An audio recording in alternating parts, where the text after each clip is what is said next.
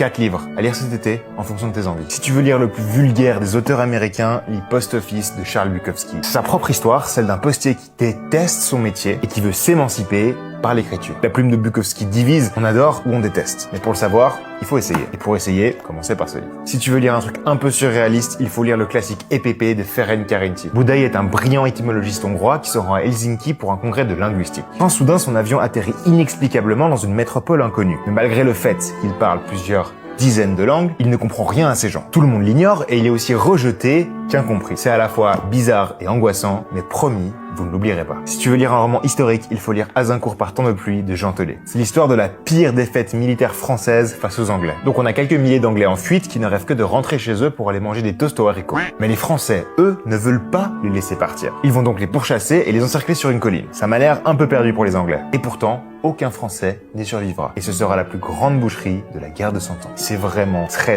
drôle, il faut absolument lire. Et finalement, si tu veux lire un roman étranger, lis 3 jours dans la peau de Yakuza de Hideo Okudo. C'est l'histoire d'un jeune homme qui vient d'intégrer un clan de Yakuza, il reçoit une terrible requête. D'ici 3 jours, il devra ôter la vie d'un homme. Pendant 3 jours, il déambule dans la ville. Il s'offre tous les plaisirs avant de faire face à un destin qui pourrait lui être fatal. D'abord pour sa vie peut-être, mais ensuite certainement pour son innocence. C'est un excellent roman, une belle plongée dans la culture japonaise. Bonne lecture.